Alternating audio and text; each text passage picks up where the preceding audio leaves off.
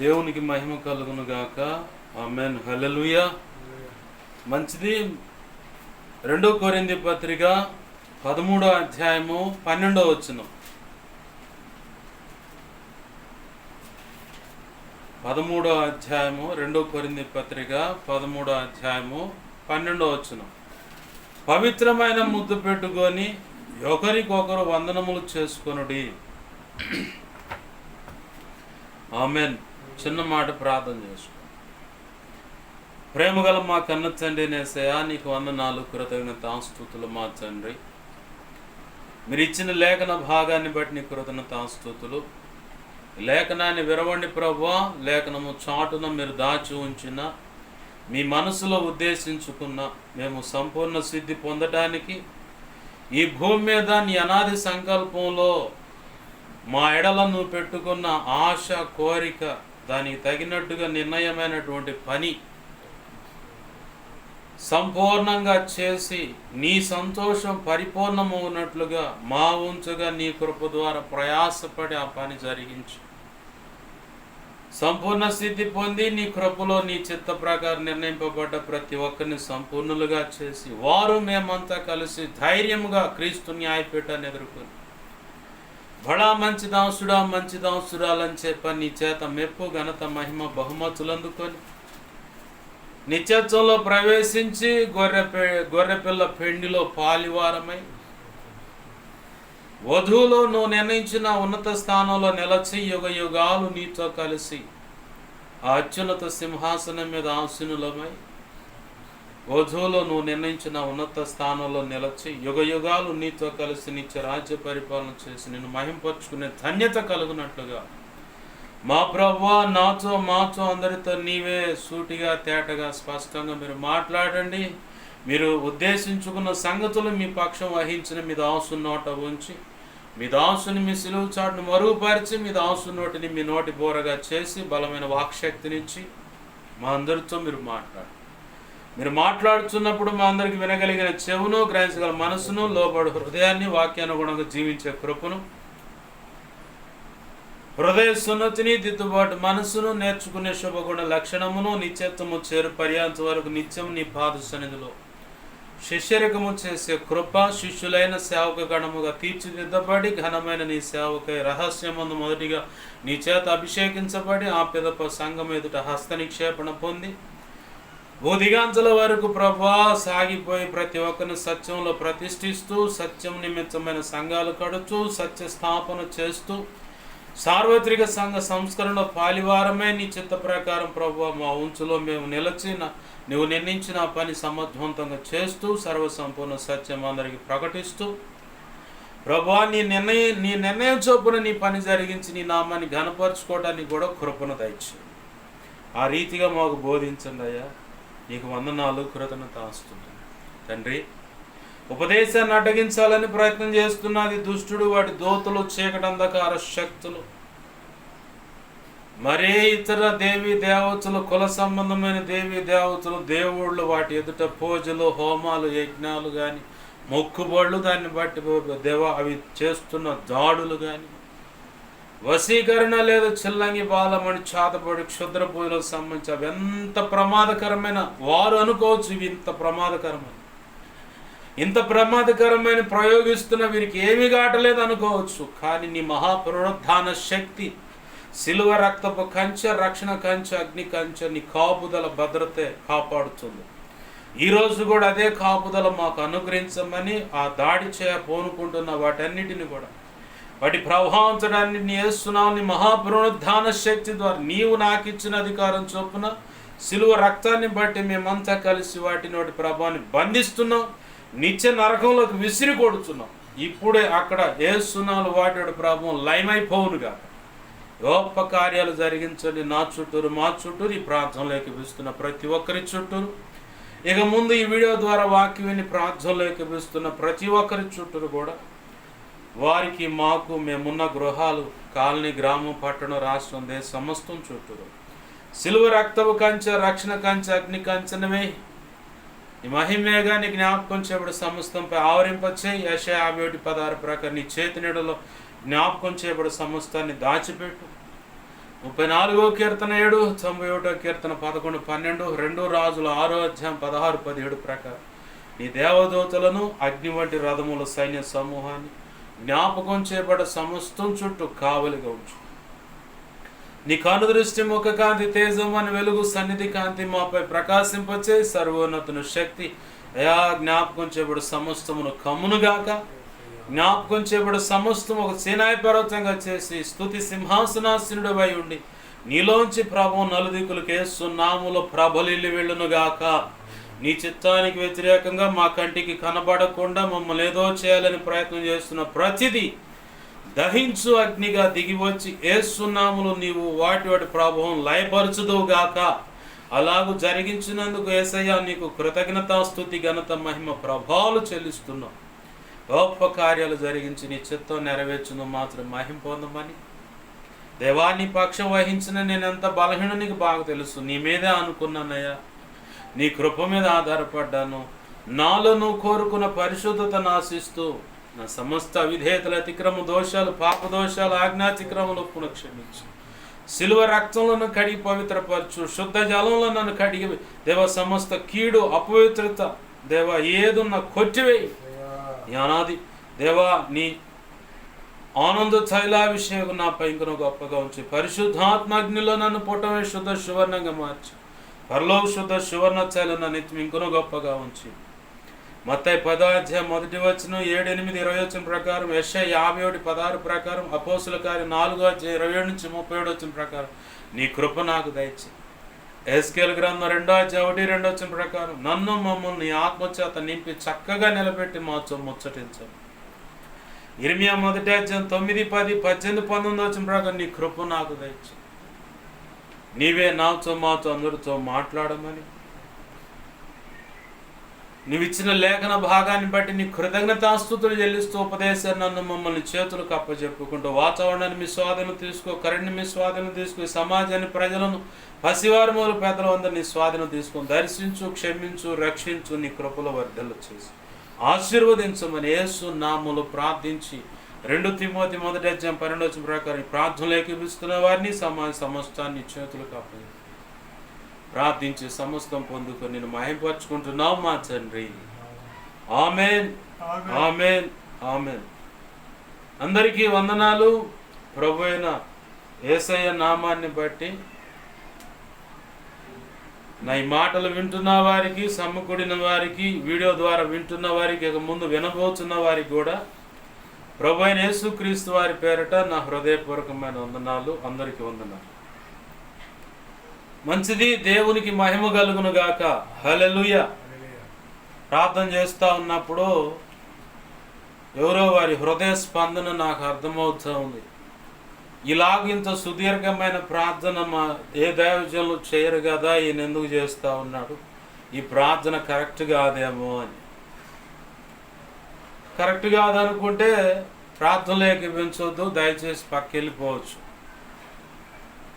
Correct అనుకున్నావా, ఇది నా మేలు కొరకే జరుగుతుంది ప్రార్థన అనుకుంటే చక్కగా ఏకీభవించవచ్చు, దేవుని నామాన్ని మహింపరచవచ్చు. ఎందుకు ఇంత ఖరాఖండిగా చెప్తున్నా నీ మాట అంటే, నీ ఆధ్యాత్మిక జీవితాన్ని పతనం చేయడానికి కొన్ని నువ్వున్న ప్రాంతంలోనే పూజలు అందుకుంటున్న దేవి దేవతలు నీ మీద దాడి చేస్తాయి. అదే ప్రాంతంలో కొన్ని చేతబడి, చిల్లంగి, బాలమణి, క్షుద్ర పూజలు, వశీకరణకు సంబంధించిన దురాత్మలు కూడా తిరుగుతూ ఉంటాయి. అదే ప్రాంతంలో కామ వికార చేష్టల చేత వెరిపించబడాలి, ప్రజలందరూ నాశనం అయిపోవాలని కామ కోరికల చేత యవన ఆడపిల్లలు, యవన పురుషులు ఇక ఏ పొద్దు ఇక అదే రంది, ఇక అయ్యే కోరికల చేత పీడించబడి భ్రష్టులై జీవితాలను నాశనం చేసుకోవాలని వారి పరిశుద్ధతను పాడు చేసుకుని అపవిత్రత అనుభవించేలాగా, కుటుంబానికి చెడ్డ పేరు తెచ్చేలాగా ఆడపిల్లలను పట్టి అవి ఈడ్చుకొని వెళ్తూ ఉంటాయి. మగపిల్లలను కూడా అట్నే బట్టి ఈడ్చుకొని వెళ్తూ ఉంటాయి. గతంలో ఈ ప్రాంతంలో భయంకరమైన కామ వికారపు చేష్టల చేత వెరిపించబడే దురాత్మలు, కొన్ని కామ కోరికలు రేపే దురాత్మలు గతంలో ఈ సమాజం మీద భయంకరంగా ఏలుబడి చేసినాయి.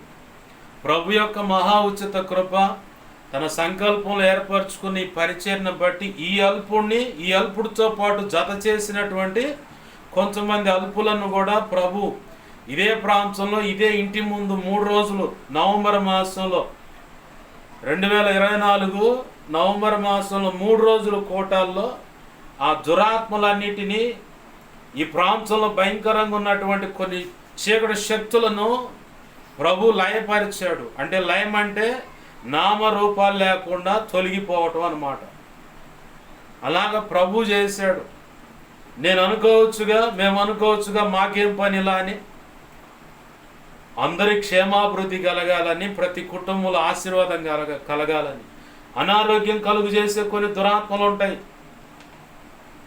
టయాలు పెట్టి పడగొడతారు, అంతేగా చాప్టర్ క్లోజ్. పక్షవాతం వచ్చేలాగా, కాలు చేపడిపోయేలాగా పక్షవాతం వచ్చేలాగా చేస్తారు.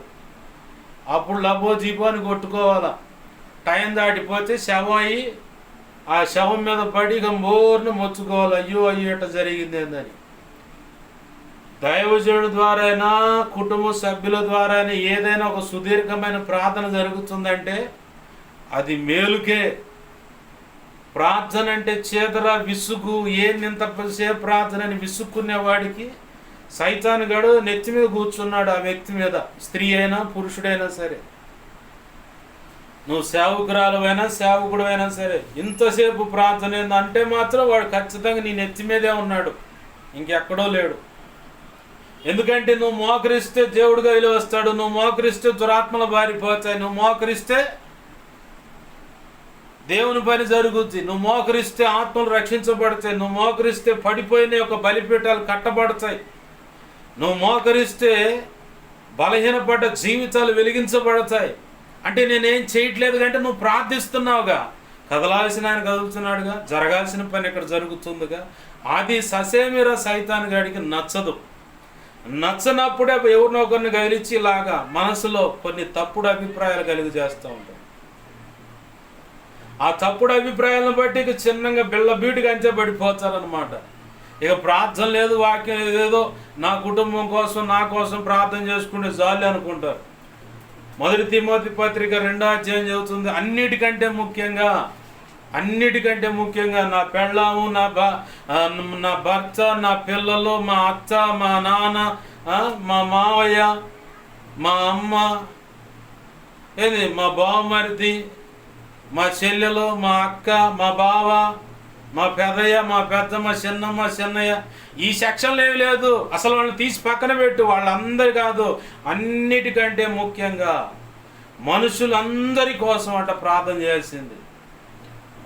అదే రాసి ఉంది అక్కడ 1 తిమోతి పత్రిక 2వ అధ్యాయం 1, 2, 3 వచనాలు అయ్యే రాసి ఉంటాయి. మనం మాన్యముగాను సుఖముగాను, మాన్యమైన భక్తి కలిగి సుఖముగాను సౌఖ్యంగా బ్రతుకు నిమిత్తం, అన్నిటికంటే ముఖ్యంగా మనుషులందరి కొరకు. రాజకీయ నాయకులకు రాజులని ఉంటుంది అక్కడ, అంటే రాజకీయ నాయకులు. ఆ కాలంలో బైబిల్ రాసిన కాలంలో రాజులు ఉన్నారు, రోమా ప్రభుత్వం ఆ ప్రాంతంలో. మరి మన ప్రాంతంలో రాజకీయ నాయకులు ఉన్నారు. ఆ రాజులు అన్న స్థానంలో పరిపాలన విభాగం కాబట్టి రాజకీయ నాయకులు, అధికారులనే ఉంది. వీళ్ళందరి కోసం ఏముంది? ప్రార్థన, ఇది నాది అని ప్రార్థన చేయాలి.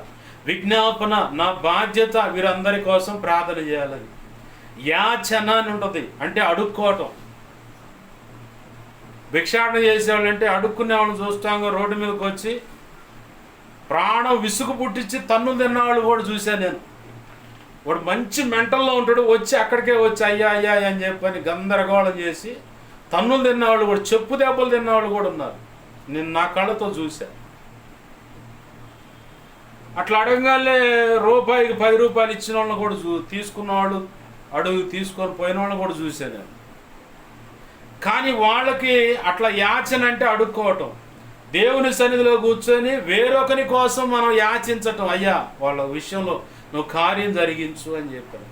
నాది అన్నట్టుగా అక్కడ చేయాల. నాది అంతే, నిన్ను వల్లే నీ పొరుగు వారిని ప్రేమించు అన్న వాగ్దానం పరిపూర్ణంగా నెరవేర్చబడాలి. అది నెరవేర్చబడాలంటే ఖచ్చితంగా నీకు మొదటి తిమోతి 2:1-2-3 చెప్పబడిన మాటలకు అనుగుణంగా క్రీస్తు రక్తంలో కడగబడిన ప్రతి ఒక్క విశ్వాసి, పరిచారకులు, సంఘ పెద్దలు, సేవకులు ఖచ్చితంగా విధిగా బాధ్యతగా ఉదయ సాయంకాలాలు ప్రార్థన చేయాలి.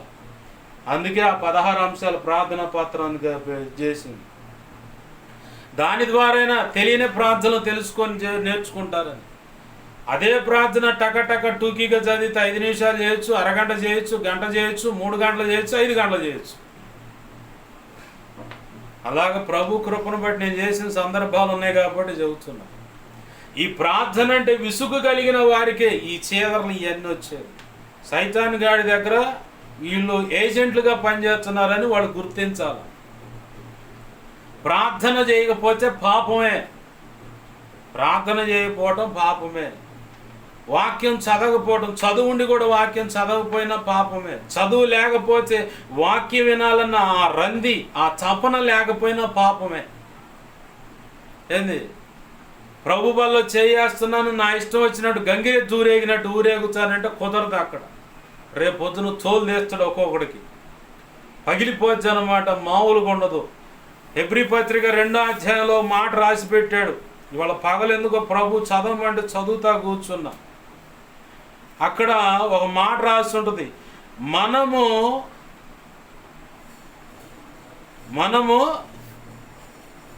ఎవని ఎదుట లెక్క అప్పజెప్పవలసి ఉన్నదో బాగా గుర్తుంచుకోవాలని చెప్పాడు అన్నాడు. 2వ ప్రారంభ వచనాల్లో చూసుకుంటా వస్తే, ఇంత గొప్ప రక్షణ నిర్లక్ష్యపరిచిన ఎడల ఎలా తప్పించుకుందాము అంటూ అక్కడ రాశాడు. ఆ పై వచనాల్లో అటు కూడా రాసి ఉంది. ఏ విషయాల్లో మనం లెక్క అప్పజెప్పాల్సి ఉందో, ఎవరెవరికి లెక్క అప్పజెప్పాల్సి ఉంది, యేసు ప్రభు వారి ఎదుట మనం ప్రతి ఒక్కరూ లెక్క అప్పజెప్పుకోవాలి. ఆ లెక్క అప్పజెప్పుకోవాలి కాబట్టి భక్తి సాధన జాగ్రత్తగా ఉండాలి. నాకేదో అద్భుతం చేశాడు, నా కుటుంబంలో ఏదో అద్భుతం జరుగుతుంది, అందుకే ఏసే నమ్ముకున్నా, అందుకే రక్షణ, కృతజ్ఞతగా రక్షణ పొందేదో ఆయన మోకాన్ని వేసినట్టు. పిచ్చి మోకమా, నీ రక్షణ నువ్వు కాపాడుకోవాలా. నీ రక్షణ నువ్వు కాపాడుకోకుండా బిళ్ళ బీటుగా పోయే సైతాన్ గడి రాజ్యంలో పడతావు. ఏందది? నిత్య నరకం. వాడి కోసం అది ఏర్పాటు చేసింది. వాడు పగబూని ఆదామవ్వలను ఏదో రకంగా లాలాటన చేసి,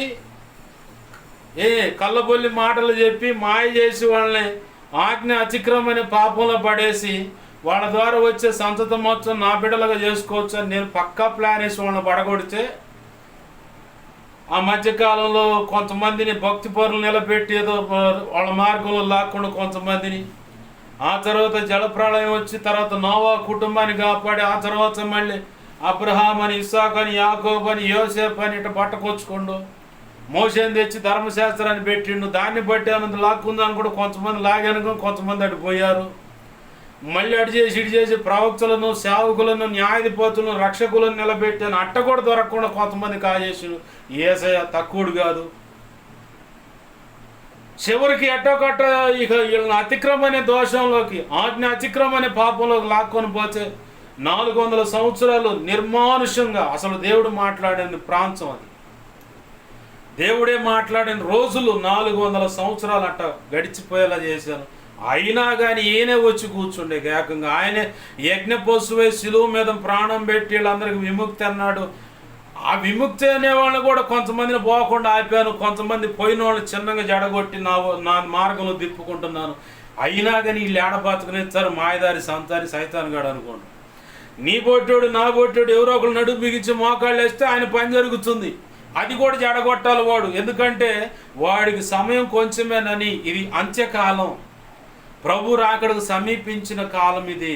అందుకే రాజ్యాల మీదకి రాజ్యాలు, యుద్ధాలు జరుగుతున్నాయి. మనుషుల మీదకి మనుషులు తిరగబాటు చేస్తాను, కొట్టుకుంటున్నారు. ఆస్తుల తగాదులు, అక్రమం, శరీరేచ్ఛల మీద యవనస్తులేంది, మధ్య వయస్కులేంది, వృద్ధులేంది చూస్తున్నాం మనం. వాతావరణం 60 సంవత్సరాల పెద్ద ఆయన సొంత మనవరాలు 6 సంవత్సరాల ఆడపిల్ల మీద అఘాయిత్యం చేయటం చూస్తానే ఉన్నాంగా మనం. నిన్న ఏదో న్యూస్ విన్నాను, తల్లి అంట ఏదో విషయంలో పెంచుకున్న తల్లి అనాథగా బతుకుతున్న ఆ పిల్లని తెచ్చి భవిష్యత్తు చూపిస్తే ఆ పిల్ల తల్లిని ముక్కలుగా నరికి పడేసి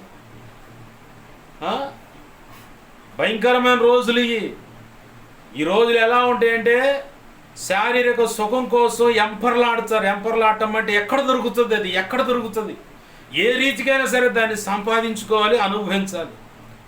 అది అమ్మ లేదంటే చెల్లె అక్క ఏమి లేదు, పెద్దమ్మ లేదంటే నాయనమ్మ అమ్మమ్మ ఈ సెక్షన్లే మర్చిపోయారు. ఇప్పుడు చేతిలోకి సెల్ ఫోన్ వచ్చింది, దాంట్లోనే భయంకరమైన నీచమైన దృశ్యాలు చూస్తున్నారు. మైండ్ మనస్సు తలంపులు ఊహల ఆలోచనలు కళ్ళను పాడు చేసుకుంటున్నారు.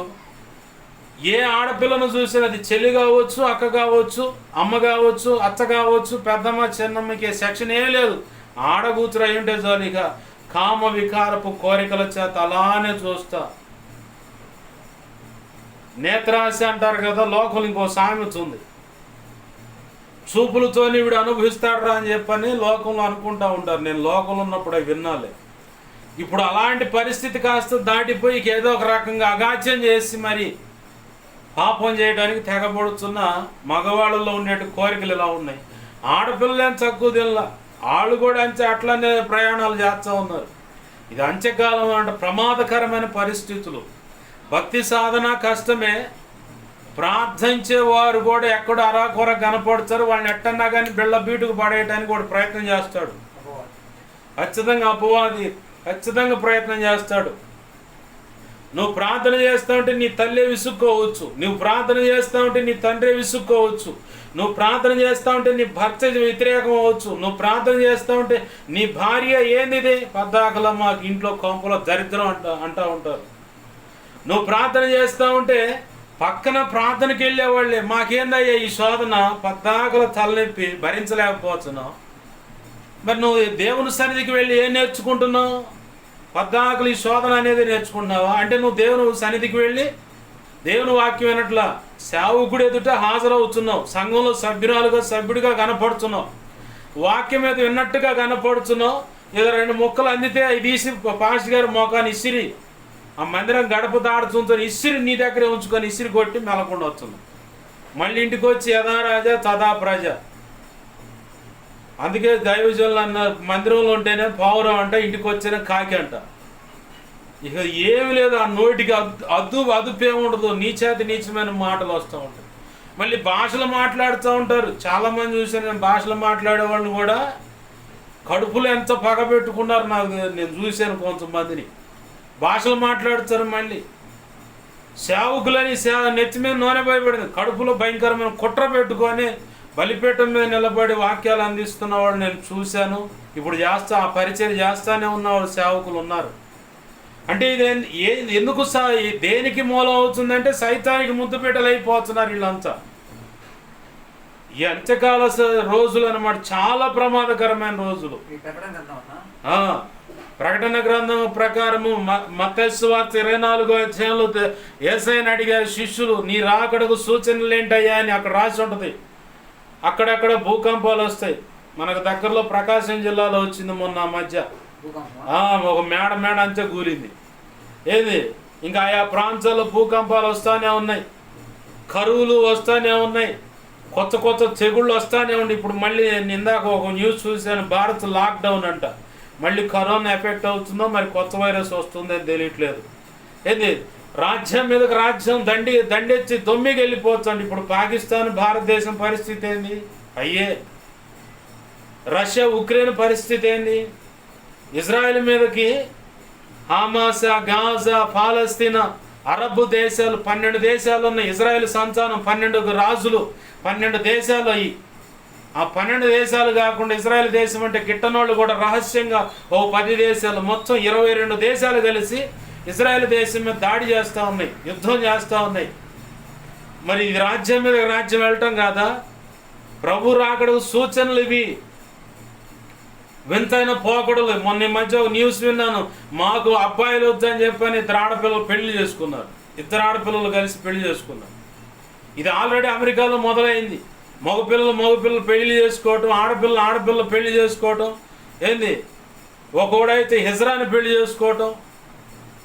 అంత మాత్రమే కాకుండా చైనా, రష్యా ఈ దేశాలు అయితే ఏకంగా ఆడపిల్ల బొమ్మలు, ప్లాస్టిక్ బొమ్మలు తీసుకొచ్చుకొని ఆ బొమ్మలు పెళ్లి చేసుకుంటున్నారు. ఒకడైతే కుక్కను పెళ్లి చేసుకోండి, మరి ఈ చిత్రం. కొంతమంది అయితే రోబోలు చేసుకుంటున్నారు. ఇదైతే ఎన్ని తిట్టినా ఎన్ని అన్నా కానీ ఏ గోల ఉండదు. అదే ఆడపిల్లని పెళ్లి చేసుకున్నానుకో, ఏమయ్యో చీర తీసుకురా, ఏమయ్యో పూలు తీసుకురా, ఏమయ్యో ఖాళీ కొట్టి చేతులతోనే నీ నోరు పడా అని చెప్పని ఏదో ఒకటి తిట్టి, పిల్లలు ఉన్నారు, పిల్లలు లేకపోతేనే నేను ఒకదాన్ని ఉన్నాను కదా ఇంట్లో, పట్టించుకుంటున్నావా లేదు, అసలు ఏందో లే, నీ ఇష్టం వచ్చిన నీ ఇష్టారాజ్యంగా పోతున్నావు అని చెప్పని ఇక గందరగోళం, ఈ గోళ్ళు ఉంటాయి. కాదే చెప్పిన మాట ఏంటంటే ఇలా పోతే ఈయన ఎగిరెగిరి తన్నాల. మళ్ళీ దేవుని ఆజ్ఞ అడ్డం వచ్చుదే, నీ పెళ్ళాన్ని నీ సొంత శరీరాన్ని ప్రేమించినట్టు నువ్వు ప్రేమించాలని ఇదొక ఆజ్ఞ వస్తుంది అడ్డం. ఈ అమ్మాయి ఏమైనా తిరగబడితేమాయ్ సంఘం ఏసేకు లోపడ్డట్టు నువ్వు నీ భర్తకు లోపడాలా, ఎక్స్ట్రా చేయకూడదని ఇటు ఆజ్ఞ అడ్డం వస్తుంది. అసలు ఈ గోళంతా ఎందుకండి? ఆ రూపం చేసుకుంటే అది ఉలకదో పలకదో, మనం ఎట్టని చేసుకోవచ్చు. ఆ బొమ్మను చేసుకుంటే వాటిని సెక్స్ టాయ్స్ అని చెప్పని పేరు పెట్టారు. ఆ ఆడపిల్ల బొమ్మను చేసుకోనకు అసలు ఏ గోళ లేదు, శుభ్రంగా దాని పక్కన పడుకుని అది ఉలకదో పలకదో, మెలకుండదు. ఇట్లా తెలియగల వాళ్ళు చాలామంది. ఇది అపాయకరమైన కాలం. ఇది మిడిమిడి జ్ఞానంతో మిడియాల పరిస్థితులు ఉన్న కాలం ఇది. కాబట్టి చాలా జాగ్రత్తగా ఉండాల. నీతిమంతుడు అయిన వాడిని కూడా లోకంతో పాటు కలిపి ఒక గాడికి కట్టేసి వాడు మొత్తం ఒకటే అని చెప్పని ముద్రలు వేసే లోకంలో ఇప్పుడు మనం ఉన్నాం. మన భక్తి చాలా జాగ్రత్తగా కాపాడుకోవాలి, సాక్ష్యాన్ని జాగ్రత్తగా కాపాడుకోవాలి. దేవునితో నడిచే విధానం కూడా క్రమము పద్ధతులు కలిగి ఉండాలి. కాస్త బెనికినా కానీ లోకంలో నడిచేవాడికి మనకి మొత్తాన్ని కలిపి ఒకటే ముద్ర వేస్తారు. వీడు కూడా అంతే, ఏం తేడా లేదంటారు. అలాంటి పరిస్థితుల్లో మనం ఉన్నాం. ఇలాంటి ముద్రలు వేసే వాళ్ళకు కూడా సైతాను గడు వెరిపిస్తూ ఉంటాడు అన్నమాట. ఎందుకు వచ్చాం ఇటు? సబ్జెక్ట్ అంతా పక్కకు పోయింది, అసలు మూలవాక్యం ఏమైంది అర్థం కావట్లేదు. ఈ ఎవరో మనసులో ఒక మాట అనుకున్నందుకు ఇటు పడి వచ్చాం. అవునా?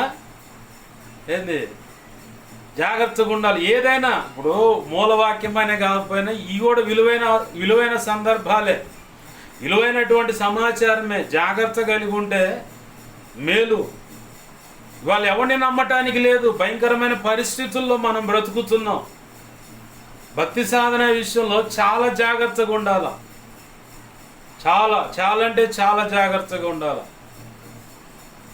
ఇస్కరియోతు యోధాను చూడండి, ఎక్కడో ఆ మూలన పడినోడిని యేసు ప్రభు ఏం చేశాడు? ఒక విలువైన జీవితాన్ని ఇవ్వటానికి, సమాజంలో గొప్ప విలువ అందించాలని లోకంలో చెప్పబడుతున్న జ్ఞానులు, గనులు, గొప్పవాళ్ళు, తెలియగలవాళ్ళు, మంది బలం, ధన బలం, పరపతి బలం కలిగిన వాళ్ళు ఎంతోమంది ఉండగా మొదటి కొరింథీ పత్రిక అట్టుకుంటే, ఇది మొదటి కొరింథీ పత్రిక 1వ అధ్యాయం 28వ వచనంలో అట్టుకుంటా ఆ మాట ఉంది. మొదటి కొరింథీ పత్రిక 1వ అధ్యాయం 27 నుంచి 29 వచనాల్లో చూస్తే అక్కడ ఏ శరీరియో అతిశయించకుండానట్లుగా అని మిగతా అక్కడ రాసి పెట్టాడు. అవి చదువుకోండి తర్వాత. అయినా ఎవడైనా అతిశయించకుండా, అక్కడ ఎవరినంటే వెర్రి వారిని,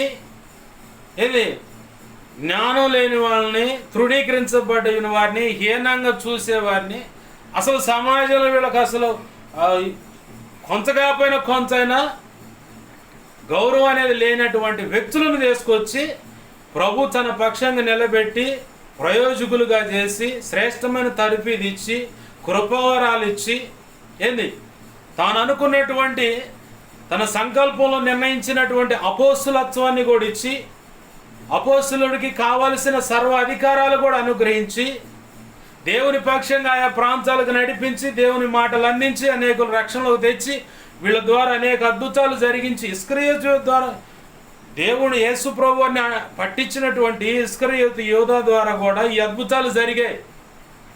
కానీ ఆ మూర్ఖుడు సైతానుగాడితో చేతులు కలిపి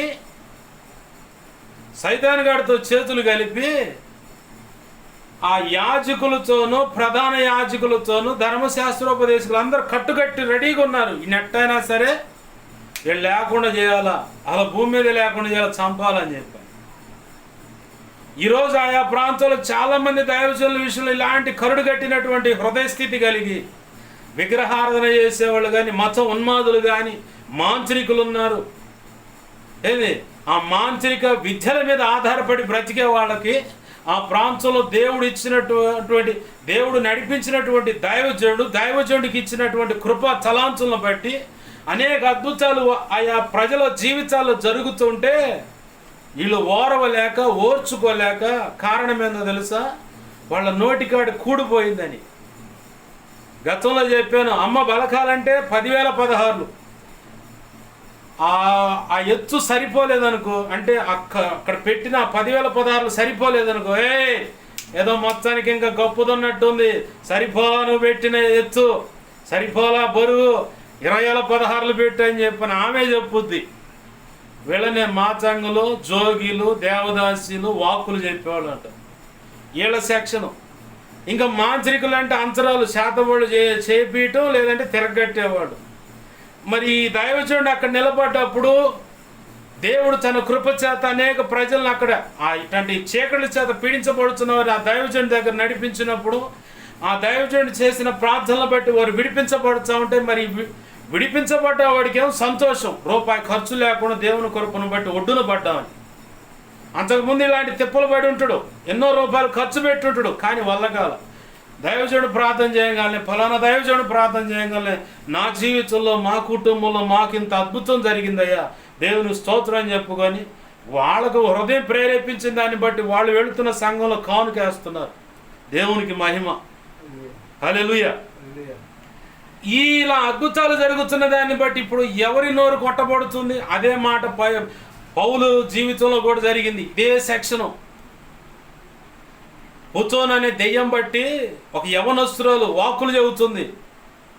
చెబుతా ఆ పిల్ల ఏం చేసిందంటే, పౌలు గారు అడ్డుపడి ఆ పక్కగా పోవచ్చంటే, ఇదిగో సర్వోన్నతిని మార్గమును తెలిపేటువంటి ఆ నజరేయుడు యేసున్నాడే, వాళ్ళ సేవకులు వీళ్ళు, సరైన మార్గంలో మీరు ఎలా నడవాలో బోధించేవాళ్ళు వీళ్ళను వెంబడించండి అని చెబుతుంటే, పౌలు గారు అప్పటికే చాలా నుంచి ఆ అమ్మాయిని గమనిస్తూ ఉన్నాడు.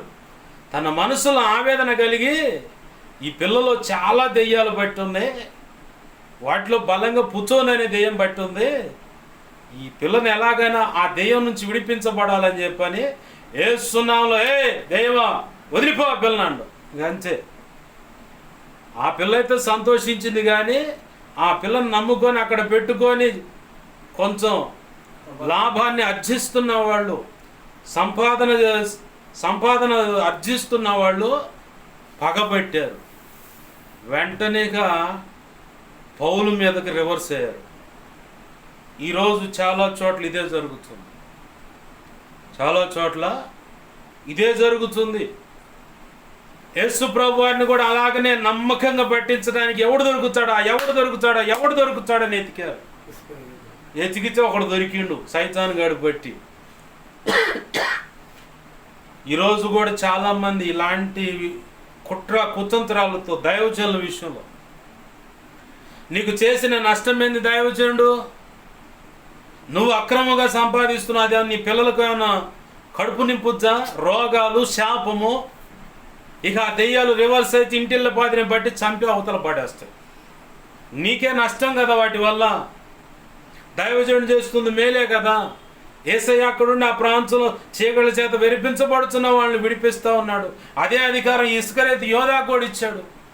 వాడు దాంతో సంతోషించకుండా ఆయన అప్పచెప్తే ఎంతో డబ్బులు ఇస్తారంట అని చెప్పని అక్కడ విన్నాడు వాడు. ఎవడు దొరుకుతాడా? వాళ్ళ శిష్యులు ఎవరినన్నా ఒకరిని పట్టుకోండి, పని అయితే అట్లా ఎవడు దొరుకుతాడంటే డబ్బు సంచి పట్టుకొని ఈడే బర్ర అడ్డు తిరుగుతూ ఉండు. ఈడే దొరికిండు. ఆ మాటలు ఈడి ముందే కావాలని పలికారు. బాగా చెవులు వేసుకున్నాడు, హృదయంలో పదిలపరుచుకున్నాడు, అదును చూసుకున్నాడు. వాళ్ళ దగ్గరకు పోయి, ఆ నజరేయుడు యేసుని మీరు వెతుకుతున్నారు కదా, అతను పట్టిస్తే నాకేమి ఇస్తారని. ఇదిగో ఇంత వెండిస్తామని చెప్పాడు. డీల్ ఓకే, నేను చెబుతా ఉన్నాను సమయం. లేఖనాల నెరవేర్పు కాల సమయం వరకు వాడికి అవకాశం ఇలా దేవుడు. ఆమేన్, హల్లెలూయా. ఈరోజు ఎవరైనా సరే పలానా దైవజుడిని ఏదో చేద్దాం, పలానా వ్యక్తిని ఏదో చేద్దాం, పలానా కుటుంబాన్ని ఏదో చేద్దాం, పలానా వ్యక్తికి ఇలా చేద్దాం అలా చేద్దాం అని చెప్పని ఎవడైనా మీసాలు తిప్పినా, విర్రబీగినా, రంకెలేసి నోరు తెలిసి నోరు జారి మాట్లాడినా, వాడు రహస్యంగా ఇంకెవడెవడో దగ్గర పోయి పొర్లు దండాలు పెట్టినా, మొక్కుబళ్ళు చేసినా, ఎవడో మంచి పనుడు అంటని చెప్పని వాడి దగ్గర పోయి కూర్చొని, లేదా కొంతమంది ఇంకా నీచమేందో తెలుసా, వాడి భార్యను కూడా అవసరమైతే ఆ మాంత్రికుల దగ్గర శారీరకంగా నువ్వు అనుభవించైనా సరే నాకు ఈ పని జరగాలని చెప్పని పంపించే దుర్మార్గులు ఉన్నారు. కన్న కూతుర్ను కూడా, వాళ్ళ కడుపును పుట్టిన పిల్లలు మనవరాలు ఉంటే మనవరాలైనా సరే అలా పంపించైనా సరే, ఎందుకంటే వాళ్ళు అది అడుగుతారు. ఒకటి నేను చూశాను కాబట్టి ఆ మాట చెబుతున్నాను. వాళ్ళు అది అడుగుతారు, దానికి ఒప్పుకుంటే ఆడపిల్లలు కాదంటే మగోడి నువ్వే రా అంటారు వాళ్ళు, నువ్వే రా అంటారు వాళ్ళు అడుగుతారు అది. అందుకైనా తెగించైనా సరే అవతలోడి మీద పగ తీర్చుకోవడానికి ఏదో చేయాలని చూస్తూ ఉంటారు. వాడు ఎన్ని ప్రయత్నాలన్నా చేయని, ఎన్ని దున్నపోతులను వధించని, ఎన్ని పంది పిల్లలను పందులను వధించని, ఎన్ని అడవి జంతువులను వధించని, ఎన్ని కోళ్ళను బలించని, ఎన్ని కుక్కల మీద కుక్కలను పెట్టి మేకు నాటని, ఎన్ని ఆదివారం అమావాస్యలు టార్గెట్ పెట్టుకొని వాడి మంత్రప్రయోగాలు చేయని, నా యేసయ్య నామములు అవన్నీ కొట్టివేయబడును గాక. నువ్వు దొరకను కూడా దొరక వాటికి. అవి ఇంకా రివర్స్ అయ్యి వాళ్ళ ఇంటిల్లో పాతి మొత్తాన్ని పట్టుకొని దిప్పుతాయి అన్నమాట. ఇక ప్రభు ఆజ్ఞ చొప్పున అవి చేయాల్సిందే. ఎగస్టాల్ చేస్తే వాడికి పొగులుతూ వీటికి అసలు పుట్టగచ్చులను అన్నమాట. సృష్టికర్త మాటగా లోపడింది ఏముంది ఈ సృష్టిలో? ఎందుకు వచ్చారు అంటే పలానా సంగతి అయ్యా, నోరు మూసుకొని మళ్ళీ తిరిగి వెళ్ళిపోయా వాళ్ళ మీద దాడి చేయండి అంటే ఈ దాడి చేయాల్సిందే. మాంత్రికులు అంటూ ఉంటారు, అయ్యా ఈ రివర్స్ అయినరా ఎవడు మాట నువ్వు అని చెప్పారు. అట్టం చేసి వాళ్ళకి పట్టిన జలుబు వదిలిచ్చరు కానీ నీకు పొరపాటును కూడా కీడు కలిగేలాగా చేయడు. ఆయన ఏమన్నాడు, నిన్ను కాపాడువాడు కునుకడు నిద్రపోడు, నిన్ను ముట్టువాడు నా కన్నుగుడ్డు ముడుచున్నాడు, నీకు హాని చేయుటకు ఎవ్వడు నీ మీదకి రాడు, భయపడమాక, దిగులు పడమాక, నేను నిన్ను విడువను ఎడబాయను, నిబ్బరం కలిగి ధైర్యంగా ఉండు, నేను నీకు తోడై ఉన్నాను అన్నాడు ప్రభు. ఆమేన్, హల్లెలూయా. భయం దేనికి? ఇంకా ఎవడు ఎన్ని దుర్మార్గ పనులు చేసుకున్నా వాళ్ళకే కీడు కానీ నీకు పొరపాటును కూడా నీ దరిదాపులు కూడా రావాలన్న దమ్ము చాలదు. ఎందుకంటే నజరేయుడైన యేసు క్రీస్తు నీకు తోడై ఉన్నాడు. ఆమేన్, హల్లెలూయా. లేఖనాల నెరవేర్పు వరకు దేవుడు యేసయ్యను ఇస్కరియోతు యొక్క ప్లాన్కి అప్పచెప్పల.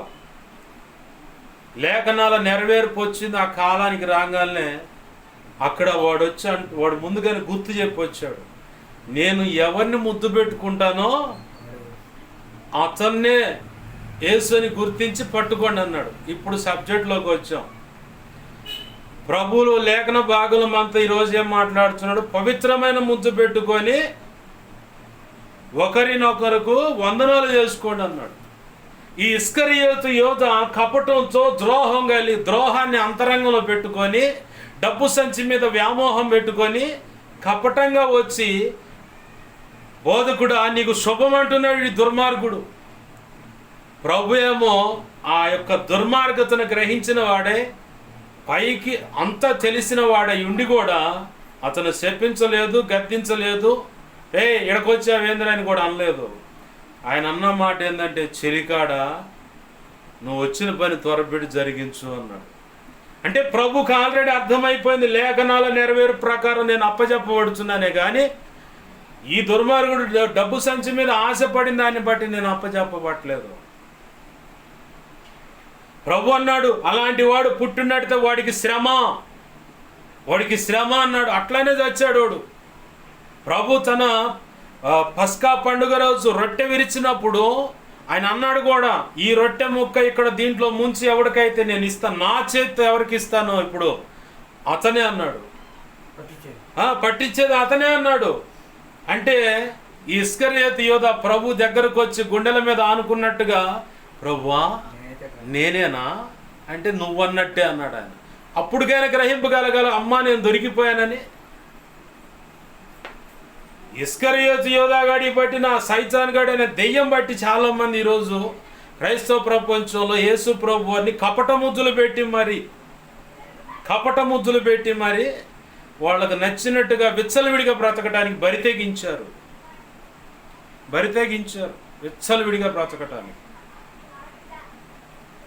క్రీస్తు రక్తంలో కడగబడి నువ్వు విగ్రహారాధన చేస్తున్నావు అంటే హెస్కేలు గ్రంథం బాగా జ్ఞాపకం చేసుకోవాలి. దాంట్లో మాట ఉంది, నీకు నచ్చిన కాడల్లా ఆ కొండ మీద ఒక చెట్టు కింద ఒక రాయి నిలబెడుతున్నావు, అదే దేవుడు అంటున్నావు.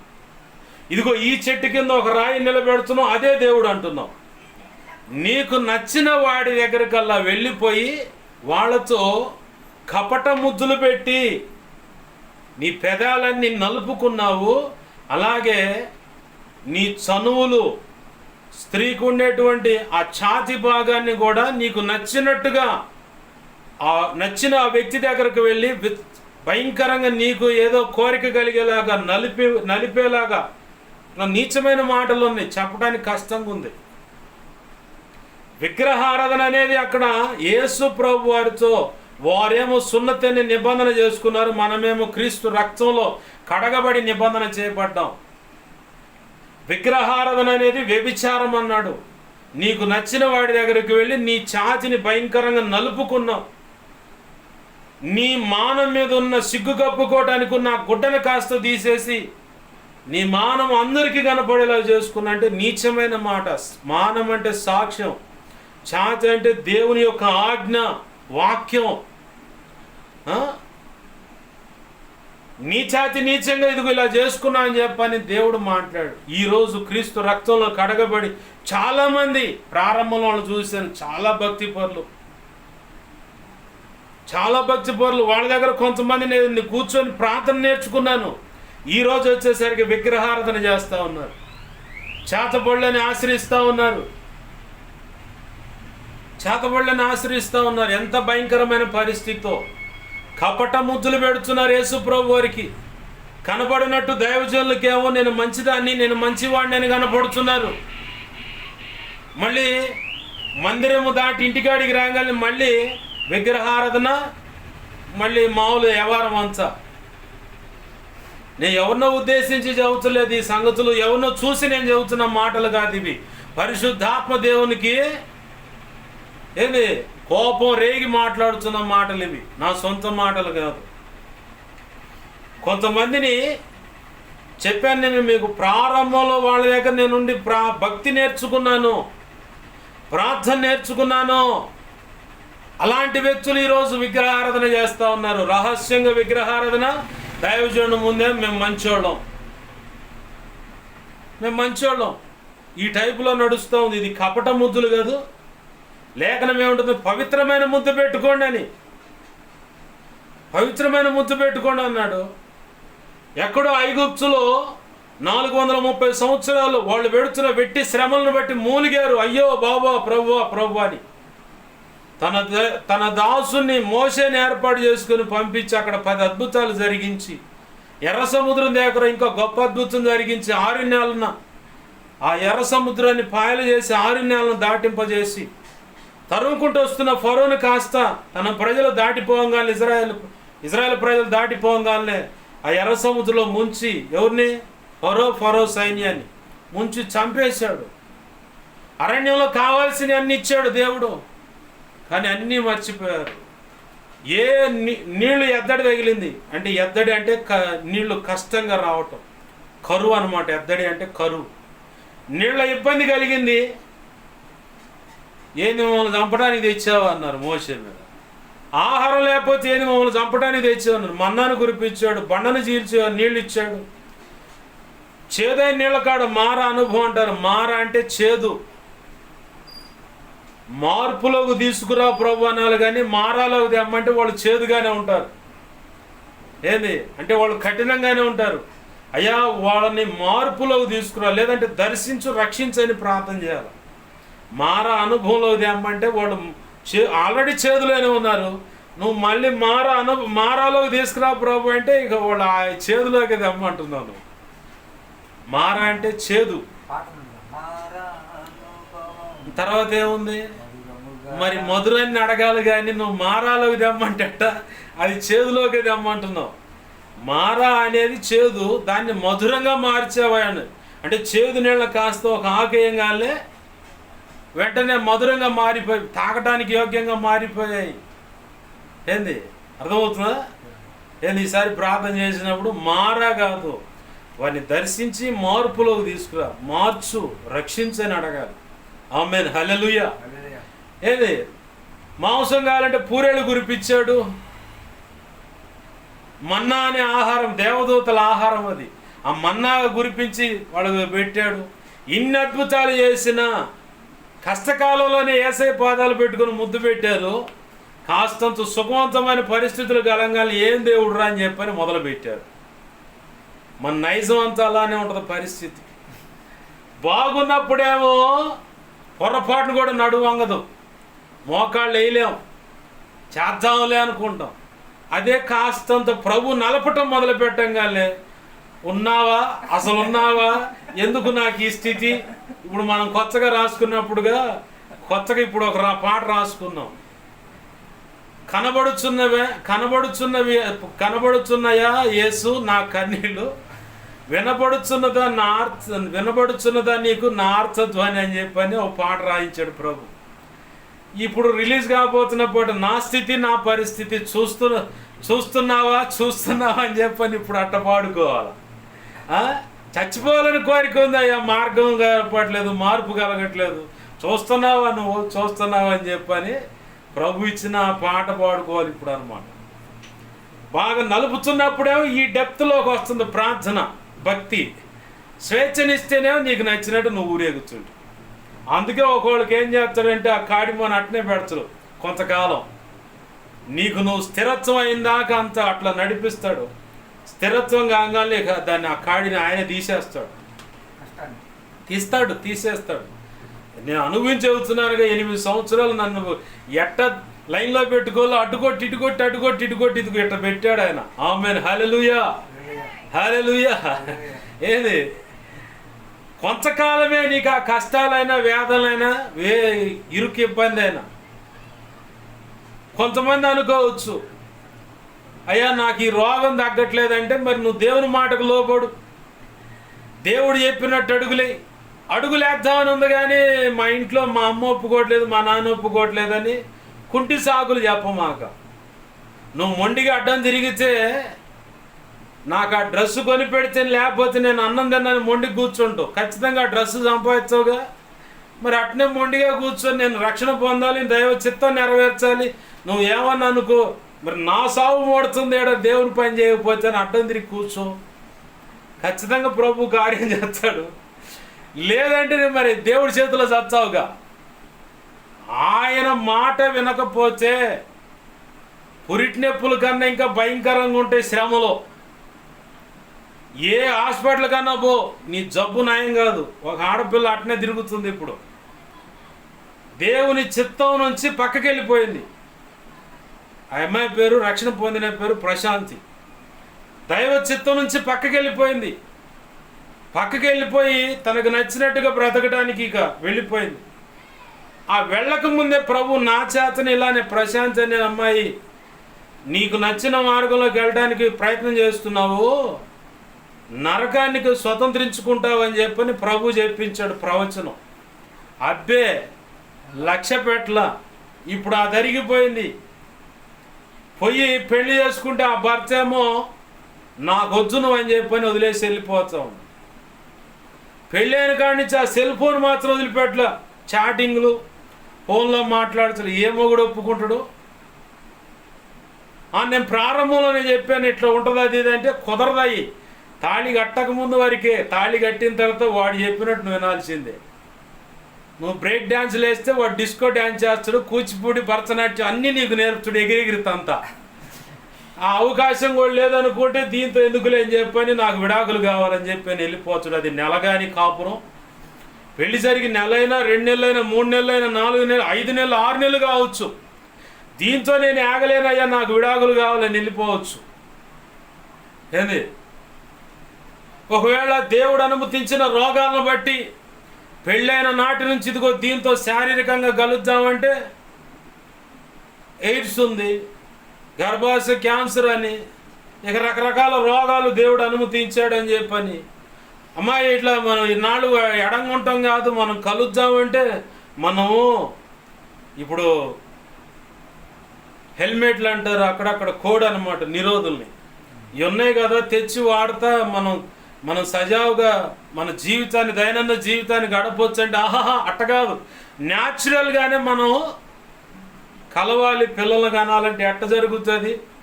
దైవ చిత్తానికి వ్యతిరేకమైన అడుగు వేసావు, గర్భఫలం కలగదుగా. దైవ చిత్తానికి వ్యతిరేకంగా అడుగులు వేసావు, రోగమే నయం కాదుగా. ఇక దేవుని చేతిలో పడ్డ తర్వాత తప్పించేవాడు ఎవడున్నాడు? ఇక ఆయనే బచ్చలు అడుకోవాలా ఏంది?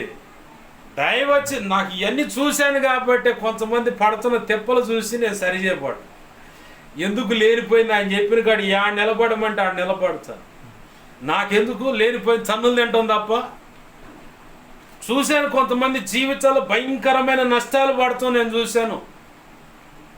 ఓ తమ్ముడు అన్నాడు, అయ్యా నువ్వు దేవుని సేవ పిలుపులో ఉన్నావు, నా మాటిని దేవుని సేవకు రాయి అంటే లేదులే అన్నాడు. 34 లక్షలు 2 ఇళ్ళు ఉన్నాయి. తమ్ముడా, ఏ ఆస్తి నష్టం కాదు, ఏ వ్యక్తి నష్టపోవు. కన్న తండ్రి చనిపోయాడు, చివరికి కన్న తండ్రి చనిపోయాడు. తండ్రి చనిపోవడంతోనే ఒక ఇల్లు తెగనమ్మేసి అతనికి వ్యాపారానికి అవసరమైన కార్ఖానా అంటారు దాన్ని కూడా తెగనమ్మేస్తే ఇప్పటికీ ఇంకా 16-18 లక్షల అప్పు ఉంది. ఆ ఉన్న ఇల్లు కూడా తాకట్లో ఉంది. ఇంత వేదన శ్రమను అనుభవిస్తున్నా కానీ ఆ పిల్లగాడు ఇంకా దేవుని మాటకు లోబడుతుంది. నేను కనపడ్డప్పుడల్లా హెచ్చరిస్తానే ఉంటా, తమ్ముడు నా మాట వినయ్యా. చెప్పినప్పుడు వింటే ఈ నష్టం అయ్యేది కాదుగా. ఆ 34 లక్షలు కాదు, ₹1 కోటి అప్పున నా ప్రభు తీర్చేస్తాడు. ఆశ్చర్యకరంగా వ్యాపారంలో అభివృద్ధి చేస్తాడు, లేదంటే ఇంకో రీతిగానే దేవుడు సహాయం అందించి ఆ అప్పు నుంచి బయటేస్తాడు. ఆయనకు అసాధ్యమైనది ఏదీ లేదు. సమస్తం సాధ్యమే, సమస్తం సాధ్యమే. నా మాటిని తమ్ముడు అని చెప్పంటే ఇంట్లో అదే టైప్లో ఇక ఇప్పుడు మనోడు కష్టాల్లోనే ఊపిరాడని శ్రమల మధ్యలో కొట్టుమిట్టాడుతూ ఉన్నాడు అన్నమాట. దేవుడు చెప్పినప్పుడు ఆ మాటకు లోబడితే ఎంత బాగు. దేవుడు చెప్పిన దైవజనుడి దగ్గరికి వెళ్ళి ప్రార్థన చేయించుకుంటే గోల ఉండదుగా. అబ్బే పొరపాటును కూడా దేవుడు చెప్పినట్లుగా ఇదిగో ఆ వ్యక్తిని క్షమాపణ అడిగంటే క్షమాపణ అడిగితే ఎంత భాగ్యం. చక్కగా మంచి ఆరోగ్యం కలిగి ఇప్పుడు ఎన్ని రోగాలు అనుమతించాడంటే ఆ వ్యక్తికి, మెదడులో ప్రాబ్లం, ఊపిరితిత్తుల ప్రాబ్లం, లివర్ ప్రాబ్లం, కిడ్నీల ప్రాబ్లం, గుండె ప్రాబ్లం, జీర్ణ వ్యవస్థలో, అలాగనే గర్భసంచిలో బ్లడ్ క్యాన్సరు. బ్రతికే ఉన్నారు, ఆడపిల్ల బ్రతికే ఉంది. చావనీడు అంత తేలిగ్గా. దేవుడు గనక కోటింగ్ మొదలు పెట్టాడంటే చచ్చిపోదామని కోరిక కలుగుద్ది కానీ చావలేరు, చావనీయుడు కూడా ఆయన. అక్కడుండే నరకం మీద ఇక్కడ చూపించాను సరి చేసుకోవడానికి చూసుకుంటాడు ఆయన. ఎందుకంటే నరకం యొక్క యాతన ఎంత భయంకరంగా ఉందో ఆయనకు మాత్రమే తెలుసు. ఇంకా ఎవడికి తెలియలా తీర్పు జరిగిందా ఎవడికని తెలియటానికి. లేదంటే దేవుడు దర్శన రూపేణ ఆడకు తీసుకెళ్ళి చూపిస్తే అన్న తెలిసిన వాళ్ళు వచ్చి చెబితే అది అర్థమవుతుంది తప్ప అది వాళ్ళకే అర్థమైంది. చెబుతా ఉంటే వినేవాడికి అర్థం కాదు. పరదేశంలో రక్షణ పొందిన వాళ్ళు పరదేశంలో ఉంటారు, రక్షణ పొందని వాళ్ళు పాతాళంలో ఒక భాగం ఉంటుంది, ఆ పక్కన ఆ భాగంలో ఉంటారు. తీర్పు ఒక రోజు ఉంది, ఆ తీర్పు రోజు ముందు క్రీస్తు న్యాయపీఠాన్ని ఎదుర్కోవాలా రక్షణ పొందిన వాళ్ళు. తర్వాత ధవళ సింహాసనం అంటే తండ్రి అయిన దేవుడు ఉంటాడు. అక్కడ ఆ సింహాసనం ఎదుట లోకంలో ప్రజలందరూ ఆడ, రక్షణ పోగొట్టుకున్నవాడు కూడా ఆడే ఉంటాడు పోయి. మొత్తం ఆ బ్యాచ్గా ఉంటారు. మొత్తానికి ఒకటే తీర్పు, నరకమే. ఇంకా ఆడేం సెక్షన్లు ఉండవు, మొత్తం దేశపు లోపలేటివే. ధవళ సింహాసనం ఎదుట నిలబడ్డారండి. క్రీస్తు న్యాయపీఠం ఎదుట బొంకారంటే మాత్రం దేశపు లోపలేటివే, నరకంలో ఇంకేం మాత్రం ఏం ఉండదు. యోధా గోత్రపు సింహంగాను తీర్పు తీర్చే వ్యక్తిత్వం కలిగి ఏసై ఉంటాడు, మహారోషంతో. ఈడ మన కళ్ళ ముందు కనపడే ఏసై కాదు, అక్కడ ఒకడు చోళ్ళు వేసిపోద్ది అనమాట. ఈడ రక్షణ పొంది సింధులేసినోడు, పాటలకు సింధులేసినోడు, ఏంది రక్షణ పొంది వాడికి నచ్చిన ఆడపిల్ల దగ్గర పోయి సింధులేసినోడు, శారీరకంగా కలిసినోళ్ళు, అక్రమ సంబంధాలు పెట్టుకున్నవాళ్ళు, పూజలు చేసినోళ్ళు, మొక్కుబళ్ళు కొలుపులు చేసిన మొత్తం వచ్చారు ఆడికి. ఒక్కొక్కడికి ఉంటుంది ఆ రోజు. మనం అంతా చూస్తాం, ఈ బ్యాచ్ మొత్తం కూడా మనకు కనపడతారు. ఎందుకంటే ఆయా ప్రాంతాల్లో ఉన్నవాళ్ళు ఆయా ప్రాంతాల ముఖముఖాలు కనపడుతూ ఉంటాయి, మనుషులు అర్థం అవుతుంటారు. ఇదిగో ఈ వ్యక్తి పాలన కాడ మన దగ్గరే ఉన్నారు కదా అని అర్థమైంది. ఎందుకంటే లాజరుని ధనికుడు నరకయాతనను కనుగొన్నాడు. తండ్రి అయిన అబ్రహాం ఆ లాజర్ను పంపించాయని అడగల, అట్లనే కనపడుతాం, మనకు అర్థమైంది. మొత్తం మొఖాలు అక్కడ పెద్ద పెద్ద స్క్రీన్ల మీద కనపడతాయి అనమాట మొఖాలు. ఆడ మొత్తం చూపిస్తాడు ఏసయ్య. చెయ్యలేదంటే ఇదిగో రా నీ బతుకంత ఇలా ఉంది, చూడబాయ్ ఇది చూడు నీ బతుకంత ఎట్టుందని చూపిస్తాడు ఆయన. ఏంది జాగరూకులమే జాగ్రత్తగా ఇక్కడే ఏదన్నా ఉంటే సిలువ రక్తాన్ని ఆశ్రయించి కడుక్కొని బుద్ధి కలిగి ఆయనలో నడిస్తేనే బ్రతకగలుగుతాం నిత్యత్వంలో. లేదంటే నిత్య నరకంలో యాతన పడటమే, యాగటమే, ఏముండదు. ఆరని అగ్ని, మానని వేదన, ఆగని పండ్లు కోరుకుంటా, చావని పురుగు, భయంకరమైన వేదన అది పరిస్థితి. ఏంది ఇప్పుడు ఆ ఆడపిల్ల పరిస్థితి అదే. ఏంది నా పరిస్థితి అంటే, ప్రారంభంలోనేమో దేవుణ్ణి చాలా హచ్చుకొని నడిచిన పరిస్థితుల బ్రతుకులు. ఏంది తర్వాత చివరికి వచ్చేసరికి కపటం ముద్దులతో దేవుణ్ణి వెనక నెట్టేశారు. కానీ దేవుణ్ణి వాస్తవంగా పవిత్రమైన ముద్దు పెట్టుకుని నడితే దేవుణ్ణి హచ్చుకునేవాళ్ళు, దేవుడే మా ప్రపంచం అనుకునేవాళ్ళు. అయ్యేం కాకుండా ఇప్పుడు ఏమైంది, ఆ సీమోన్ అనేవాని ఇంటిలోకి ఒక స్త్రీ వచ్చింది, అత్తరపుటి పగలగొట్టి యేసుప్రభు పాదాలు కన్నీళ్లతో కడుగుతా, కుర్రలతో తుడుస్తా, అత్తరు రాసి ముద్దు పెట్టుకుంటా ఉంది ఆమె. ఆ మరియా ముద్దు పెట్టుకుంటా ఉంది. దేవుడు యేసుప్రభు అన్నాడు, నేను వాస్తవానికి యూదుడిగా ఇంట్లోకి రావాలంటే చేతి మీద ముద్దు పెట్టుకుని నన్ను ఆహ్వానించాలి. కీర్తన గ్రంథంలో అదే రాసి ఉంది, 2వ కీర్తనలో. కుమారుని ముద్దు పెట్టుకొనిడి, లేకపోతే ఆయన కోపిస్తాడని. కుమారుని ముద్దు పెట్టుకోవటం అంటే జీవితంలోకి ఆహ్వానించటం, హృదయంలోకి ఆహ్వానించటం, రక్షణ అనుభవం. యేసయ్యా నువ్వే కావాలి మాకు అని చెప్పని ఆహ్వానించటం. రక్షణ పొందిన వారికి ఏమన్నాడు, నిత్య శిక్ష ఉందని చెప్పి అన్నాడు. రక్షణ కోల్పోయినవాడికి కూడా అదే పరిస్థితి. ప్రభువుని పవిత్రమైన ముద్దు పెట్టుకొని ఆయనకు సాగిలపడాలి, వందనము చేయటంటే ఆయనకు సాగిలపడాలి. అలాగనే తోటి వ్యక్తులతో కూడా పవిత్రమైన ముద్దు పెట్టుకొని ఒకరికొకరు వందనాలు చెప్పుకోవాలి, కపటంతో కాదు. నేను ఈ మధ్యకాలంలో చూసిన పరిస్థితులు ఏంటంటే, ప్రేమగా భర్తతో మాట్లాడి, ప్రేమగా పక్కనున్న వ్యక్తులతో మాట్లాడి, చేతబడికి సంబంధించిన అవి ఆహారంలో కలిపి పెడతాం, లేదు చేతబడికి సంబంధించి రూపాయి నోట్లు నేను చూశాను. అవి 150 రూపాయలు మా అమ్మ చేతికి వచ్చినాయి మొన్న ఈ మధ్య. వస్తే నాకెందుకో డౌట్ వచ్చి మా అమ్మని అడిగి, ఆ డబ్బులు ఎవరు ఇచ్చారు, పలానోళ్ళు ఏడున్నాయి ఆ డబ్బులు అన్న. పలానా చోట పెట్టాను, తీసుకున్నా, ప్రార్థన చేస్తే ఉంది. భయంకరమైన మంత్ర ప్రయోగాలు అనమాట ఆ రూపాయి నోట్ల మీద.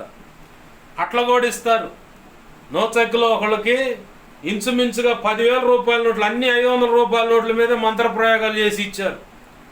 అక్కడ ఉన్న ఆమెకు కొంచెం స్పృహ ఉంది, అవి పట్టుకోగానే ఏదో తేడా ఉందని చెప్పని వాటిని ఎమ్మడినే దేవుని సన్నిధిలో పెట్టి ప్రార్థన చేసుకొని ఏది ఆ తర్వాత ఇచ్చినప్పుడు ఆమె ప్రశాంతంగా ఉంది. ఆహా, వీటి మీద ఎవడో మంత్ర ప్రయోగాలు చేసి ఇచ్చాడు. నిన్న ఇచ్చావు నువ్వు, వాటి మీద కూడా ఉన్నాయి. నాకెందుకో డౌట్ వచ్చి బైబిల్ మీద పెట్టుకున్నా, ప్రార్థన చేసుకున్నప్పుడు భయంకరమైన దాని మీద ఉన్నాయి. ఆహా, ఎవరో మొత్తానికి ఈ వ్యక్తికి ఇచ్చారు అని చెప్పి అనుకున్నా. బాగా గమనించాలా, ఇలా కూడా కపటమైన ముద్దులు పెట్టి, కపటం అన్నమాట. పైకి ప్రేమగానే కనపడతారు, కానీ పతనాన్ని కోరుకుంటారు. పైకి ప్రేమగానే కనపడతారు, వాడికి కావాల్సిన కార్యాలన్నిటి విషయాలు నీతో ప్రేమగానే మాట్లాడుతూ అన్ని పనులు చేయించుకుంటారు. మరి కృతజ్ఞత తెలపాలిగా. ఎలా అంటే మంత్ర ప్రయోగాలు చేసి విగ్రహాల ముందు కూర్చొని పూజలు చేసి, తెలిసిన మాంత్రికులు చుట్టాలు ఉంటారు, వాళ్ళకి ఫోన్లు చేసి పలానోళ్ళు పలానా పేర్లు, ఇలా అసలు పేర్లు ఈ, తెలిసిన పేర్లు ఈ, ఫోన్ నెంబర్ ఇది, బండి నెంబర్ ఇది, ఇట్లా ఇది పరిస్థితి, పలానా చోట ఉంటారని మరి చెప్పుకొని మరి కృతజ్ఞత తెలపాలిగా. దుర్మార్గం కాదు. దేవుడు ఊరకుంటాడు, తీర్పు తీర్చడు. ఇప్పుడు వీళ్ళకి తెలియకపోవచ్చు, కానీ నీతిగల న్యాయాధిపతి మేఘం వంచి మరి చూస్తూ ఉన్నాడు ప్రతిదీ. కుక్కడికి ఉంటుందన్నమాట. భయపడాల్సిన పని లేదు. ప్రభు ఉన్నాడు తోడుగా. ప్రభు పాదాలు పట్టుకుందాం. ఎవడు ఎన్ని కుట్రలు కుతంత్రాలు పనినా సరే నీకు ఈసడం అంతా కానీ ఏ దుర్మార్గం అనేది, ఆ దుర్మార్గత వల్ల నీకు ఏ నష్టం కలగదు. క్రీస్తు రక్తంలో కడగబడి అభిషేకించబడ్డామని మేకచోలు గొర్రెచోలు కప్పుకున్న తోడేళ్ళు కొన్ని ఉన్నాయి సేవల్లో, సంఘాల్లో. వాళ్ళ వల్ల కూడా నీకు నష్టం కలగదు. ఎందుకంటే దేవుడు తీర్పు తీరుస్తాడు. పొరపాటు కూడా నీకు నష్టం కలిగి. వీళ్ళంతా కపటం, ప్రేమ పైకి కనపరుస్తారు అంతే. లోపల భయంకరమైన దుర్మార్గత, దోపు, కుట్ర, కుతంత్రాలు, పగ తీర్చుకోవాలి, ప్రాణాలు తీయాలనే పగ, ప్రతీకారాలు. నీవేమైనా నష్టం చేసావా? ఏ నష్టం లేదు. నీ భక్తే వారికి నచ్చదు, నువ్వు ఉంటున్న యథార్థతే వారికి నచ్చదు, అంతే. ఏ నష్టం లేదు, ఏ విషయం కూడా లేదు. దేవుని పాదాలు పట్టుకుందాం. దేవుడు ఖచ్చితంగా తీర్పు తీరుస్తాడు, న్యాయం జరిగిస్తాడు. ఆయనే అన్యాయస్తుడు కాదు. నువ్వు ప్రేమతోనే, పవిత్రమైన ప్రేమతోనే వాళ్ళని ఆశీర్వదిస్తున్నావు, ఇంటికి ఆహ్వానిస్తున్నావు. వారి కుటుంబాల విషయంలో నీ వంతు, నీ బాధ్యత ఎరిగిన వాడివి కాబట్టి ప్రార్థన చేస్తున్నావు. కానీ వాళ్ళు మాత్రం కుట్ర కుతంత్రాలతోనే ఉన్నారు. ప్రభు అన్నాడు 18వ కీర్తనలో, కఠినులకు కఠినుడుగా, మూర్ఖులకు, దుర్మార్గుల యొక్క దవడ పళ్ళు రాలగొడతాడంట ఆయన. దవడ పళ్ళ మీద కొడతాడంట. ఇంకో మాట ఉంది 35వ కీర్తనలో, వాడు ఎంచిన కీడులో వాడే పడతాడను. వాడు ఎంచిన కీడు వాడి నన్నెత్తి మీద పడుద్దాను. నీకే ఏ విషయంలో కూడా ఏది కీడు కూడా జరగదన్నమాట. దేవుని పాదాలు పట్టుకోండి. దేవుడు ఖచ్చితంగా కార్యం జరిగిస్తాడు. ప్రేమ కలిగి ప్రభు అంటున్నాడు, ప్రేమ పవిత్రమైన ముద్దు పెట్టుకోండి. పవిత్రమైన ముద్దు. ఈ పవిత్రమైన ముద్దు అనే దాన్ని కాస్త ఓ బ్యాచ్ ఉంది. వాడి పెళ్ళాన్ని ఈడి పెళ్ళాన్ని వాడు ముద్దులు పెట్టుకుంటా కొంతమంది ఆధ్యాత్మిక భ్రష్టులను చేసిన వాళ్ళు ఉన్నారు. ఒక బ్యాచ్ ఉంది. పవిత్ర ఎందుకు నన్ను పరాయవాడు వచ్చి తన భార్యను ముద్దు పెట్టుకుంటూ పళ్ళికలు ఎత్తున పక్క నుండి, పళ్ళికలు ఎత్తుంటే భర్త అన్నవాడు ఖండించాలిగా. వాడు ముద్దు పెట్టుకోవటం ఏంది? నువ్వు నన్ను కట్టుకుంటే అని చెప్పని ఖండించాలిగా. అయ్యే ఉండవు. వాడు ముద్దు పెట్టుకుంటూ వీడి పెళ్ళని వీడిపోయి వాడి పెళ్ళని ముద్దు పెట్టుకోడు. ఏంటంటే పౌలు గారు చెప్పారు ఇదే మాట, పవిత్రమైన ముద్దులు పెట్టుకుని ఒకరికొకరు వందనాలు చేసుకుని అదే చేస్తున్నాం, లేఖన నెరవేర్పాను. ఇట్లా ఆ పౌడు పని చేసి చాలామంది ఆడపిల్లలను, మగవాళ్ళని శరీర సంబంధమైన మనసులోకి తీసుకెళ్ళి భ్రష్టులుగా పతనావస్థితిలోకి తీసుకువెళ్ళిన సంఘం ఒకటి నడుస్తూనే ఉంది. ఇప్పుడు లోకంలో నడుస్తూ ఉంది. మంచోళ్ళు అన్నమాట. వాళ్ళు ఏమో వల్లేక ఈ మాట అంటున్నారు. సైతాన్ గాడు ఏంది? సైతాన్ గాడికి సైతాన్ ఆరాధనలో సిలువ తల్లకిందులు వేస్తారు. వాళ్ళది ఉంది, విజయవాడలో ఉంది సేవ, బెంగళూరులో ఉంది ఆ సేవ.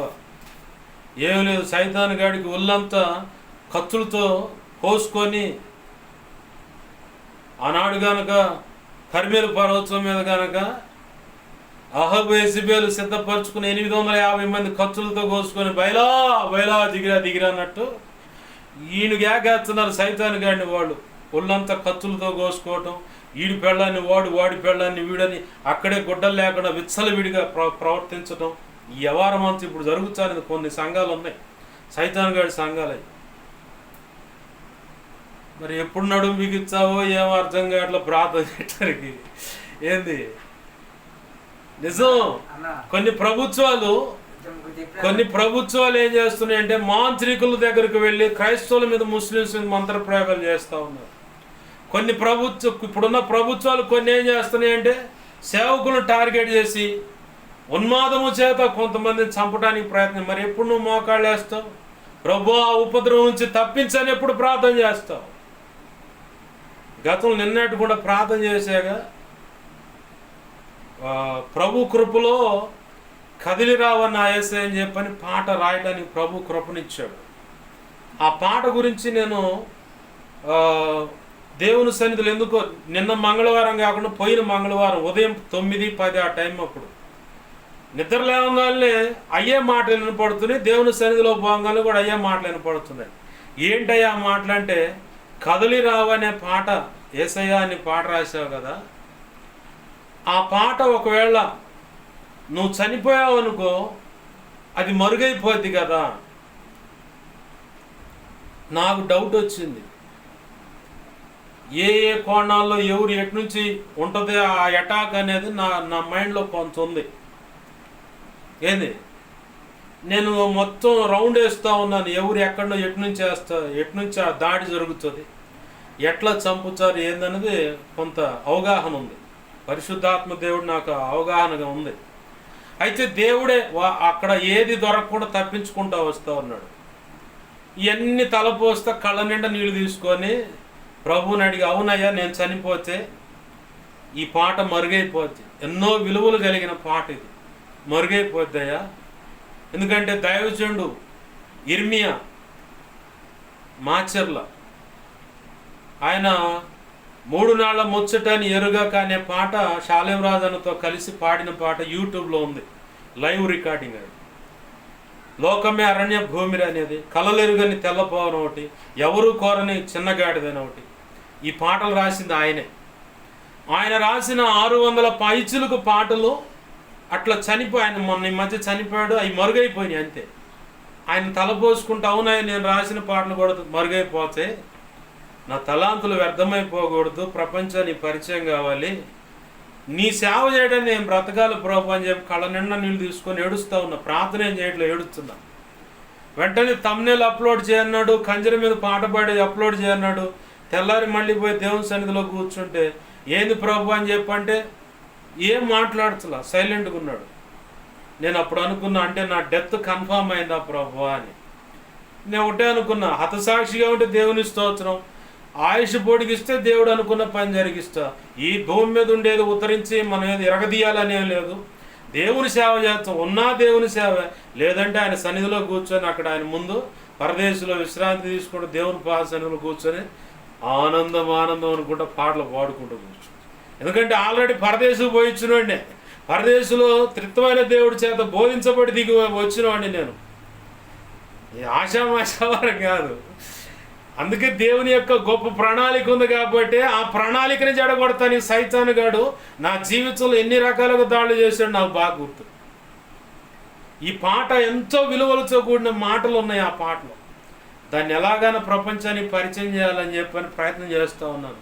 ప్రభు సెలవు ఇచ్చాడు, కంజర మీద పాడి దాన్ని యూట్యూబ్లో అప్లోడ్ చేసి తర్వాత రికార్డింగ్ అని చెప్పాను. సరే ప్రభు అని చెప్పని మిగతా తుది మెరుగులు ఉన్నాయి తర్వాత ప్రభు చిత్తంలో. ఎందుకు ఈ మాట అంటున్నానంటే, దైవజనులను పక్కాగా ప్లాన్ చేసి అలా కొట్టాలి ఇలా కొట్టాలని చూసి ఇప్పుడు ఆ పాట కనుక క్రైస్తవ ప్రపంచానికి పరిచయం అయితే ఒక విప్లవమే దేవుని కృపలో. ఆమేన్, హల్లెలూయా. అందుకే ఆ పాట రాయటానికి ఉపవాసం ఉండన్నాడు, ఆ పాట సరిచేయటానికి కూడా ఉపవాసం ఉండన్నాడు. మరి ఇక ఆ పాట రికార్డింగ్ ఇంకే రకం ఉంటుందో అంత విలువైన. ఎందుకు ప్రభు అంటే, సైతాను గాడు నిన్ను రాయనీయుడు, సరిచేయనీయుడు. నా ప్రణాళిక చొప్పున ఉంది ఆ పాట, చాలా గొప్ప పాట అన్నమాట.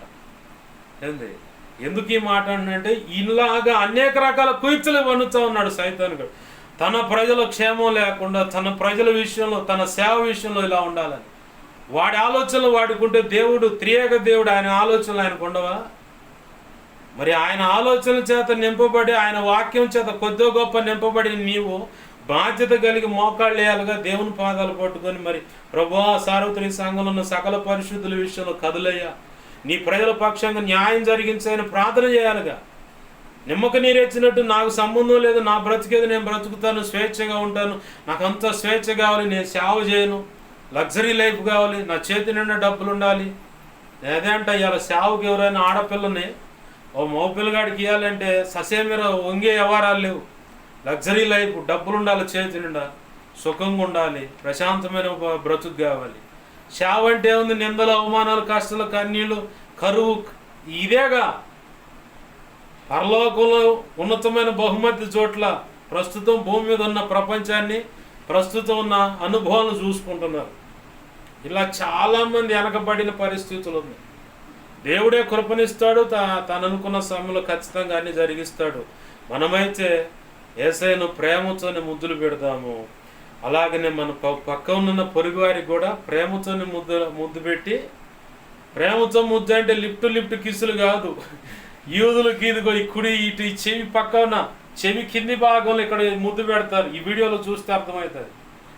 ఈ చెవుకి కుడి చెవి వైపు కావచ్చు, ఎడమ చెవి వైపు కావచ్చు, ఆడకూతురైనా మగవాడైనా ఈ చెవికి కింది భాగంలో ఏదో అట్ట ముద్దు పెట్టుకున్నట్టుగా అట్ట ఆ చెంప ఆనిస్తారు అంతే. అదే ప్రేమ ముద్దు పెట్టుకోవటం. ఈ దరిద్రులు బ్యాచ్ చెప్పాను ఇందాక, వాడి పెళ్ళాన్ని వీడి పెళ్ళాన్ని వాడు లిఫ్ట్ కిస్సులు పెట్టుకొని ప్రేమ ముద్దులు పెట్టుకోమన్నాడు పౌలు గారు, వందనాలు చేసుకోమన్నాడు, అదే చేస్తున్నాను అని చెప్పని దరిద్ర బ్యాచ్ బయలుదేరింది. అయ్యొద్దు, ప్రభు సంకల్పం. మనకైతే ఆచారం లేదు, ఎదురు పడితే వందనాలయ్యా, వందనాలమ్మా అని చెప్పుకోవటమే చాలు. ప్రభు సంకల్పాన్ని నెరవేర్చడానికి ప్రభు కృపను బట్టి నడుం బిగించి ఆయన ఇచ్చిన కృప చలాంచులను బట్టి ఆయన సేవ చేసి ఆయన మహింపరుతాం. అటు కృప ప్రభు మహోచిత కృపను చొప్పున మనందరికీ అనుగ్రహించును గాక. ఆమేన్. రండి చిన్న మాట ప్రార్థన చేసుకొని ప్రార్థన కూటాన్ని ముగించుకుందాం. ప్రేమగల మా కన్న తండ్రి యేసయ్యా, నీకు వందనాలు, కృతజ్ఞతాస్తుతులు మా ప్రభువా. ఇదిగో మీరు ఇచ్చిన వర్తమానాన్ని బట్టి నీకు స్తోత్రాలు. మా హృదయాలు పదిలపరచమని అనేక పర్యాలు నెంబర్ వేసి నేను మయంపరచడానికి కూడా కృపను దయచేయమని. 2 తిమోతి 1:12 ప్రకారం నీ కృపాస్తాలకు నన్ను మమ్మల్ని అప్పచెప్పుకుంటూ నీ వాక్యాన్ని హెచ్చించుకుంటూ నీ నామాన్ని గణపరుచుకుంటున్నావు. మా కోసం ప్రార్థించమన్న ప్రతి ఒక్కరి అవసరతలో నీ కృపచే తీర్చబడును గాక. నీ సన్నిధిలో నీ ఎదుట మోకరించి మా సంగతి దైవజనుడు తెలియపరచని, దైవజనుడి ద్వారా మాకు దేవా మా సంగతి తెలియపరచని అడుగుతున్న ప్రతి ఒక్కరి అవసరతకు నీ కృపచే తీర్చబడును గాక.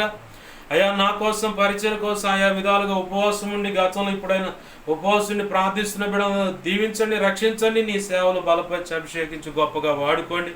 నాకు మాకు మా మీద ఇంకెవరికైనా కళలో నిద్రలో దర్శన స్వప్నాలు చూపించబడ్డ సమస్త చీకటి శోధనటి ప్రభు నీ మహాపునరుద్ధాన శక్తిని శిలువ రక్తంతో యేసునామములో బంధిస్తున్నాం, లయపరుస్తున్నాం. బంధించి లయపరిచిన కృతజ్ఞతాస్తుతులయ్యా. నాకు మాకు మా మీద ఇంకెవరికైనా కళలో నిద్రలో దర్శన స్వప్నాలు చూపించబడ్డ సమస్త మంచి కళ్ళు, మంచి దర్శనం, మంచి స్వప్న నిద్రలో చూసిన సమస్త మంచి యేసునామములో నీ మహాపునరుద్ధాన శక్తి త్వరపెట్ట జరుగునుగాక, నెరవేర్చబడునుగా.